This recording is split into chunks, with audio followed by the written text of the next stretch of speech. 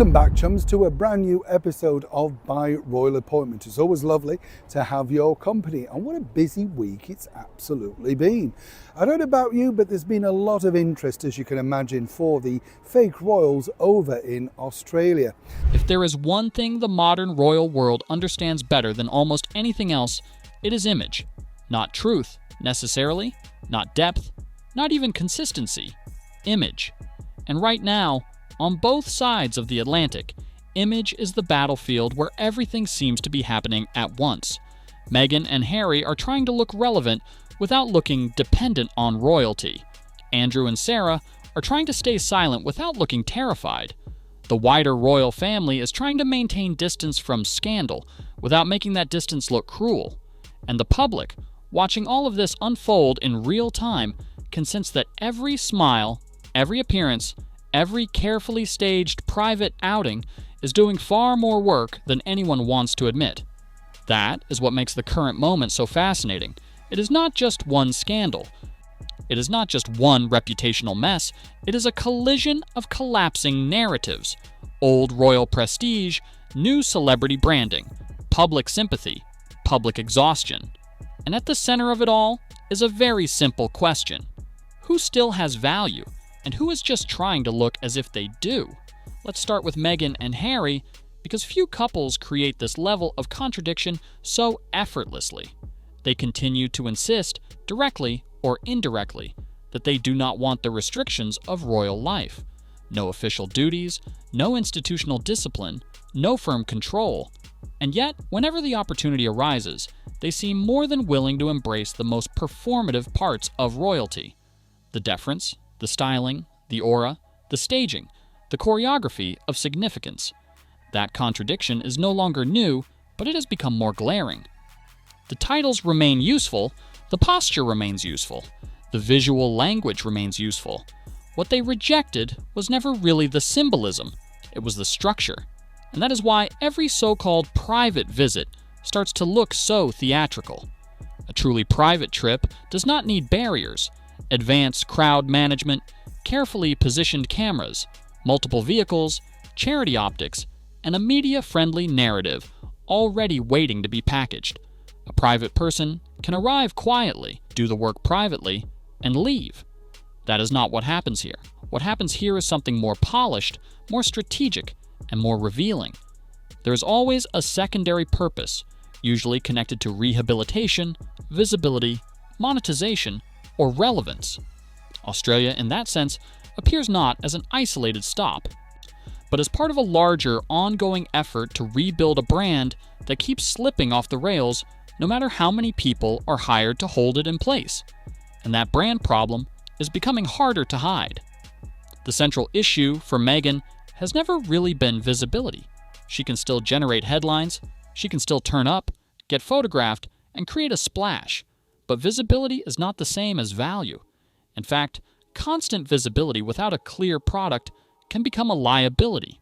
That seems to be where the tension now sits. For a long time, the couple sold themselves as the future. Modern, global, free from the palace, full of possibility. But as the years have gone on, the future has started to look oddly repetitive.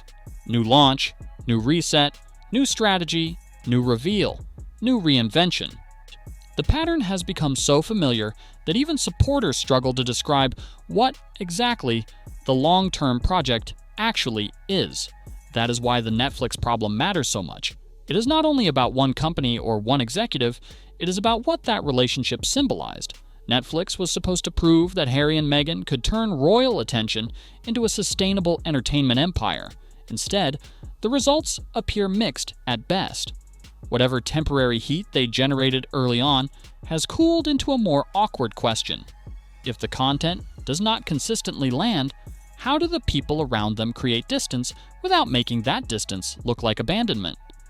That is a difficult exit strategy for any business partner, especially when one half of the couple remains genuinely globally recognizable, and the other increasingly seems to need his presence to validate her commercial appeal. That last point is uncomfortable, but it matters. Harry still carries the aura. He is the son of Diana, the prince who broke away, the man tied by blood to the institution people still watch obsessively. Meghan, despite all the attempts to position her as a singular force, remains commercially strongest when attached to that aura. On her own, she can still draw curiosity, but curiosity is not the same as demand. And the more often she appears in settings that seem designed to remind the world she is still adjacent to power, the clearer it becomes that adjacency remains the asset. Australia seems to have exposed exactly that. Channel appearances, hospitality, orchestrated public moments, gift bags, fashion placement, branded afterglow, all of it points to a carefully constructed attempt to look in demand. And in fairness, it can work to a point.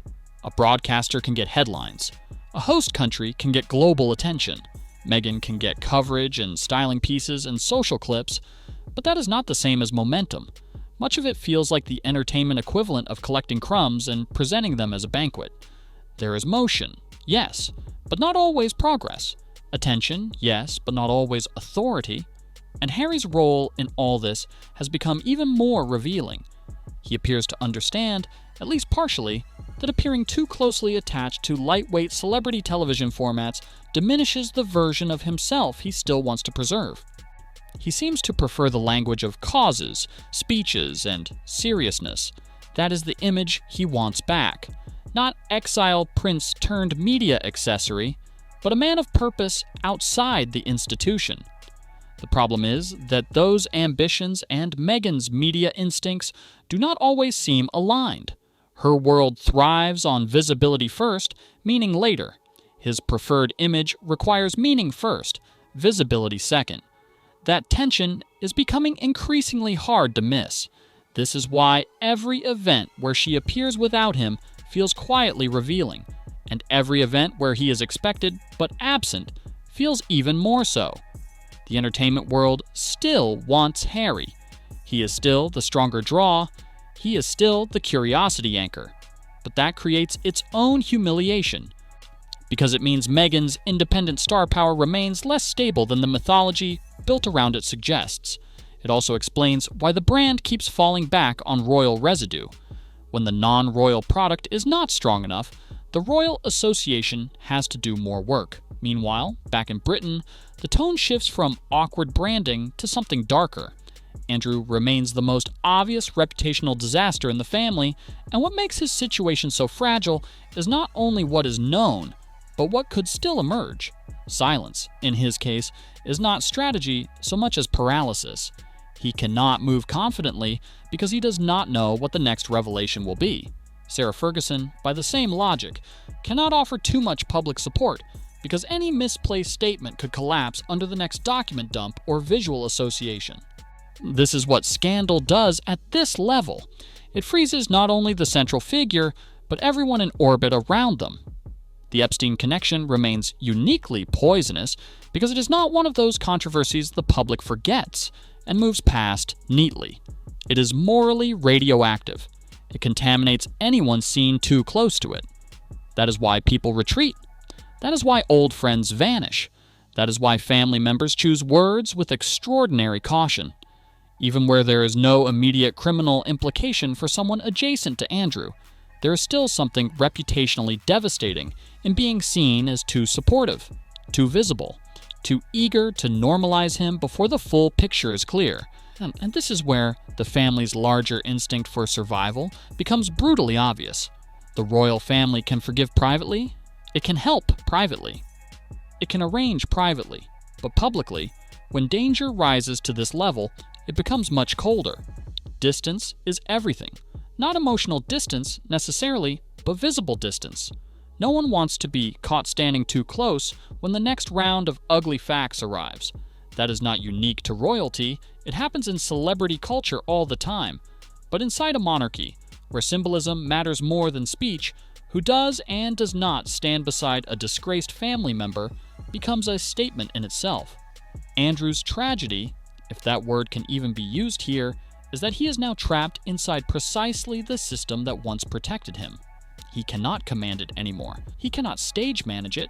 He cannot rely on rank to clear the air. He has become the family's cautionary tale in real time. And Sarah, whatever sympathy some may still feel for her, cannot rescue him with warmth and charm when warmth and charm themselves are politically dangerous. Then there is the wider media atmosphere, which has become increasingly brutal because the old royal hierarchy of popularity continues to harden. Polls may not be perfect, but they reveal something real when the same pattern keeps appearing. The late Queen remains emotionally untouchable. Diana remains culturally iconic. William and Catherine continue to dominate among the living royals, and Andrew remains near the bottom in predictable disgrace. Harry and Meghan exist in a different category altogether: high visibility, unstable sentiment, polarizing attention. They are not ignored, but being talked about constantly is not the same as being loved, and that distinction matters more than ever now. Because the Sussexes appear increasingly dependent on a cycle where any visibility is treated as proof of success, even when that visibility often masks the opposite. A hospital visit becomes content, a beach stop becomes symbolism, a cooking show appearance becomes strategy, a party appearance becomes a global photo opportunity. But the more often these moments have to be assembled and reassembled into significance, the more obvious it becomes that true momentum is not arriving organically.